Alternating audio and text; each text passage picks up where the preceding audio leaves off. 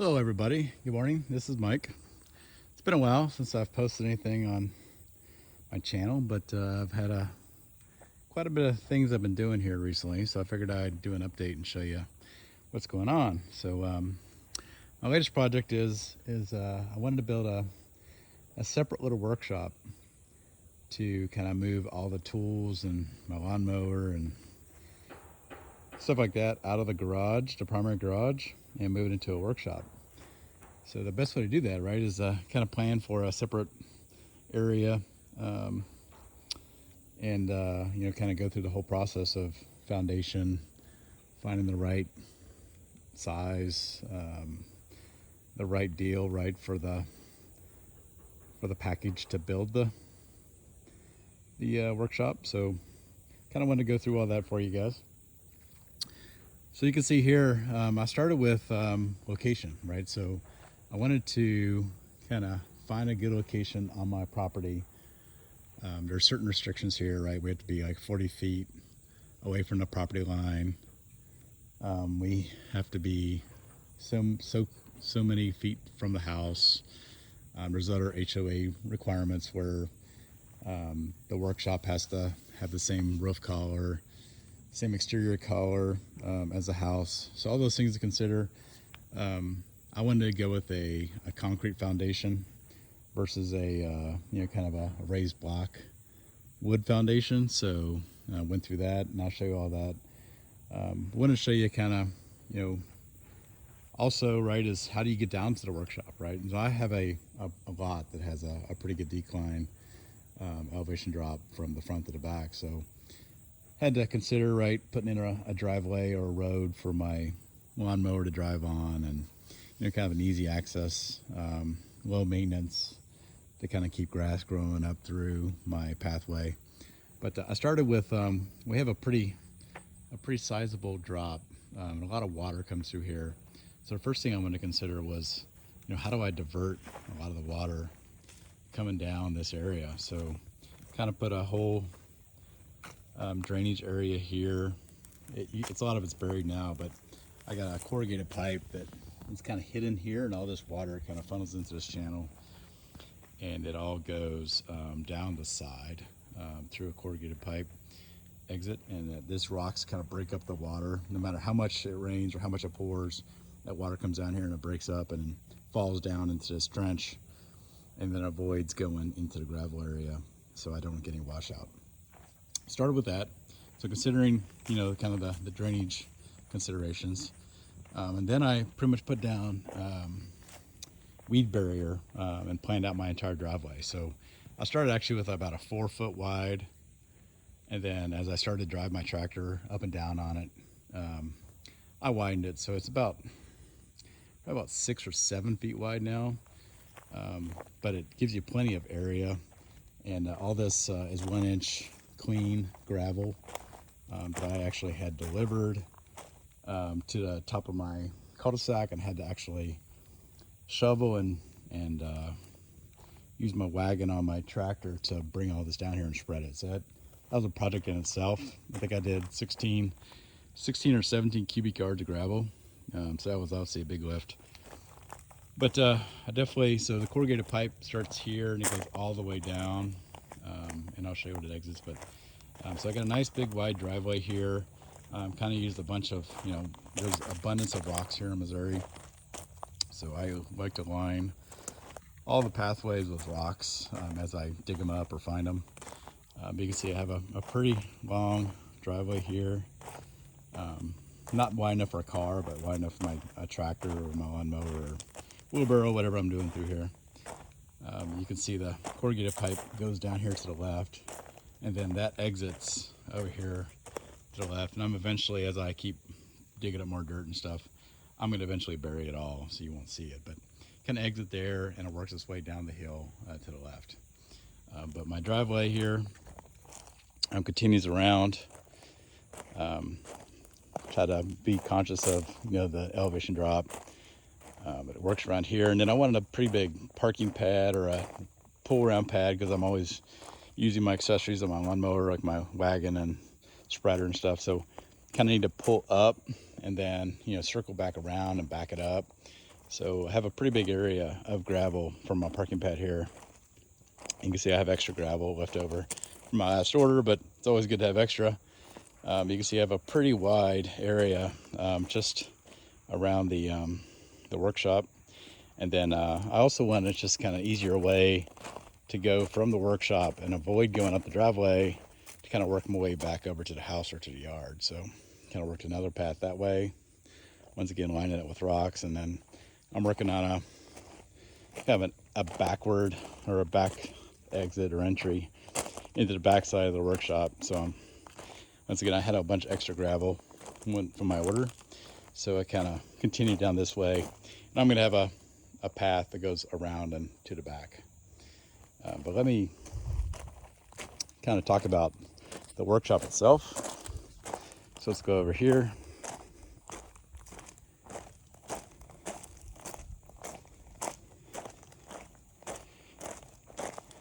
All right. So once I kind of located an area, obviously I had a friend of mine that has a bobcat, and he came and did cleared this area out for me a little bit, but I'd already kind of scoped this out. And once again, I said I had a bunch of abundance of rocks. So I started about a year ago taking all the big rocks I got, and I started building this kind of natural looking rock wall. So it's kind of just to start leveling out this area, because you can see this is the natural elevation down here, but we're talking about 4 feet, 5 feet up. So obviously that is a lot of work. So I brought in a lot of rocks, located rocks all throughout the property. Any rocks I could get, I just started bringing in big rocks and stacking them, backfilling them with all kinds of stuff: gravel, dirt, mud, clay, just as anything I could find, right? So I had that done first, and then I had my friend come with the bobcat, and he dug out the higher side of the hill, and then he ran over this pad area and just packed it down substantially. We've had many rains, packed it down more and more. So I feel like this is a very stable foundation. So once I had that done, I then kind of worked with a concrete contractor, and I poured a 16 by 16 concrete pad, and they did an excellent job. 16 by 16 square. They actually poured more concrete than I'd expected, right? It's pretty thick, and you actually can't even see it all. Actually, I lined the entire foundation with gravel, and I put a slope on it, so any water comes down and it naturally flows away from the foundation. All right, so that was the next step. After I had the foundation poured, I wanted a very good drainage plan. So with this hillside being so high, a lot of water comes right down through here. But about this point right here, I actually have underneath, I have a pretty deep trench that goes all the way across, and it exits out over here, and it's hidden. You can't even see it, but there's a corrugated pipe right here. So all the water coming down the hill kind of falls through the rocks, goes through the perforated corrugated pipe, and prevents the water from going all the way to the building. But even if water would come all the way down here, I still have all the way around the high side and the downsides, I have 4-inch corrugated pipe all the way through here, all the way around the front. And you can see that first one exits right here. And then when you look at the other side, no matter which way the water comes down, it's going to come down and hit this gravel. It's going to fall down through the fabric into the corrugated pipe, and then the pipe is going to carry any excess moisture or water. Same thing down through here. You can't see, it's all buried, but this side comes out right here. So it's a really solid planning on the drainage. And then I brought in gravel here for all this drainage rock. I put fabric underneath all the rock. So pretty much no weeds can grow up through here. All water is going to naturally run off the low side.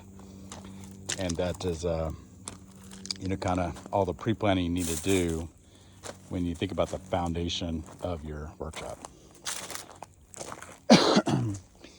So on this high side here, I probably didn't dig enough dirt away from the building initially. So it was a lot more narrow. The water coming off the roof line was dripping onto the dirt, and it was causing mud to fall through the rock. And over time, right, that silt will fill up your corrugated pipe and stuff. So I don't want that. So I actually came back and I dug out a bunch more of the dirt on this side, brought a bunch more gravel in, and I made this like kind of swell here so the water comes down. It'll hit this gravel first, and then the water will seep into the swell and it'll go through the corrugated pipe and go out. So I did that recently. So the roof line now, right, the water coming off, it'll hit directly to the gravel, not to the dirt. So it won't wash any of that away. If it continues to get worse, I'll probably put in like a small retaining wall over here and just try to backfill that with this dirt. But this is pretty solid. I mean, it's been like this for 2 years. So I think it's not going anywhere. And when I was digging it up, it was extremely hard to dig. You can see just how rocky. I mean, there's rocks everywhere. So it's very, very rocky area. But that was all the pre-planning for the water runoff, just to make sure that no moisture is getting to the building itself. Now let's talk about the building. So actually, I researched a lot of different things, but I wanted a 16 by 16 workshop and did some research, and I found this package on Costco Next. So Costco Next has a partnership with Gorilla Sheds, and it's actually Gorilla Sheds is actually a front name for Backyard Products. So Backyard Products has this 16 by 16 workshop, and it is very high quality. I'm extremely happy with it. You can design it to have like a cupola, which I did. The roof is a 30-year shingle. It's got really nice overhangs. You can have, on the 16 by 16, you can have up to 6 windows. So I did 3 windows on the front, 3 windows on the back. It's got these really nice 8-foot doors. And you can customize some other things, like I got a workshop and some shelves put in. But overall, I mean, this is just a phenomenal build. And this, like I said, Costco Next, I think I paid roughly about $7,700 for the workshop itself. The foundation was roughly $5,000, and then I probably spent another maybe another $1,000 on gravel, landscape fabric, miscellaneous other things. But overall, right, I think that is a phenomenal price, right, when you add all that together for what I have now for finished product.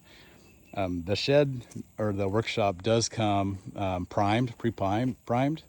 I can send some additional pictures of a pre-prime what it looks like. So the only responsibility you have is to caulk and paint it within 30 days of it being installed and built. So I did, as soon as it was completed build, I came through, right, and I mean, I caulked every single seam on the door. I mean, it took me multiple days, and I was very, very, I mean, I sealed up everything, right? So there's no gaps. There's no way for bugs or moisture or anything to get in. I was very meticulous on how I kind of sealed this thing up with caulk. Went over it multiple times to make sure I didn't have any gaps or cracks or whatever else. And then once all the caulking was done, I painted it. So I went with a Sherwin-Williams weather. Actually, I can show you what I got. Trying to remember what it was called, but very high quality stuff. Yeah, weather shield. Sherwin-Williams weather shield. So that's the black, and then I have obviously the off-white to match the house. But that stuff goes on really well. Actually, I used for the first time, I actually bought a paint gun, electric paint gun, or sorry, a plug-in paint gun, to make it easier. And then, of course, I hand painted all the doors and the trim, just to keep it really neat. But super, super happy with, 2 coats of paint, and it is, you just feel how smooth it is. I think it's going to last a long time. 2 coats of paint was pretty good, and then you can see it's a satin sheen, so I think it really pops with the black. But I thought once I got it all painted with the black doors, black trim, and the white exterior, I just think it really turned out to be an awesome workshop. So once again, I'm super happy. Even though it's a kit you buy from Backyard Products or Costco Next, they actually come out and it's lumber that is delivered from Home Depot, right? So it's a stick built from ground up. They build all the walls, they build everything. So it's not like something that's prefabricated. They actually have a contractor, a skilled, craftsman that does this day in and day out, right? And he does a great job. So you can see the 16-inch on center, all the framing, super high quality. So on the windows, window headers. You can see there's a loft that comes automatically with the Costco Next package. So I have a nice deep loft up there for extra storage. They gave me a shelf all the way across the back. And then I had a workbench that I had them install. And this is solid, right? I mean, it's really solid. So really, really happy. So now I'm kind of going on the inside, right? And I'm starting to do, kind of the caulking around the inside of the windows. Gonna have some backer rod for the bigger gaps. I'm also actually doing caulk on the inside of the interior as well. Just trying to keep every bug out possible. I think that's gonna help. I don't see any kind of light gaps. I have sealed up everything from the complete bottom. I think it's really gonna help for just keep moisture out, keep bugs out, keep everything dry and safe in here. Still have more to do around, like the windows. I haven't done all the windows yet, but I'm gonna caulk all these cracks here. I sealed those up, and just keep working on it a little bit. Next step for me is electrical. So I'm gonna have actually have an electrical contractor coming today. He's gonna give me a bid for running electric from my house down to here. Probably do a 20 amp service. Don't need that much, but.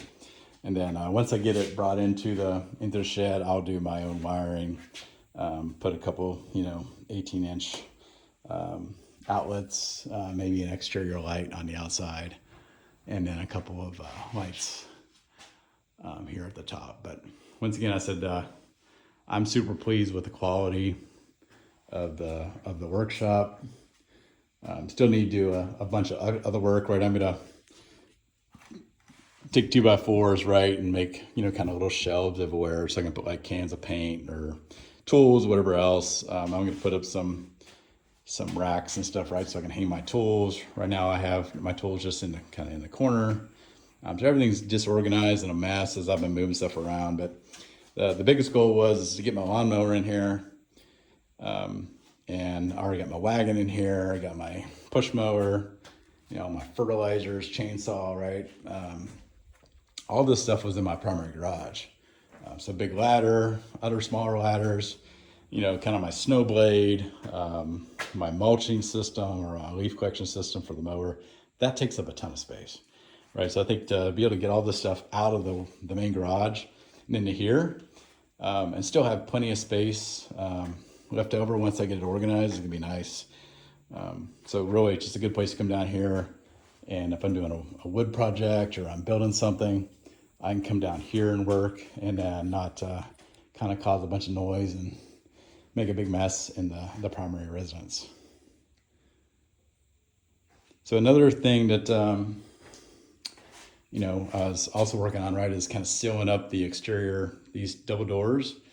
So I already put, you know, kind of a thick foam all the way around the bottom, sealed up all the top, all the way around.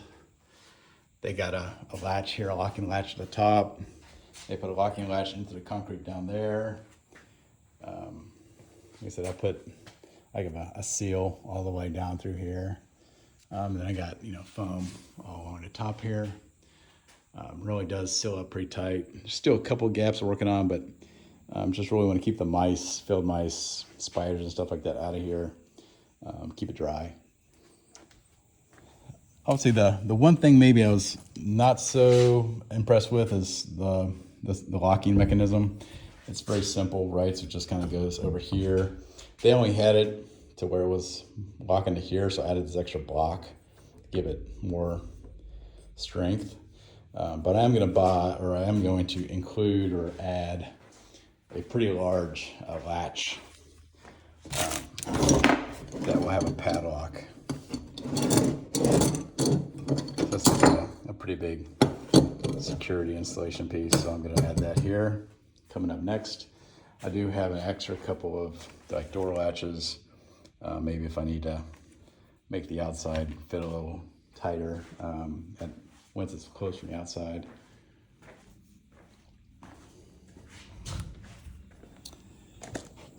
But overall, I mean, I'm super happy with the end result. I said it's exactly what I was looking for. I had other people kind of bid out the whole thing, right, to build me a custom workshop, foundation, everything, and you know, it was like 3-4x the cost versus me kind of piece parting it and doing it myself. So I think it just really ended up being a really good result. So let me know what you guys think. If you guys have any questions or anything else, I can definitely let you know, kind of the process with Costco Next and, how long it took to get it, have them come out and build it. But super happy with it. And I'll keep you guys updated and posted on anything else I do here in the near future. Thanks for stopping in, watching, and I'll catch you guys next time.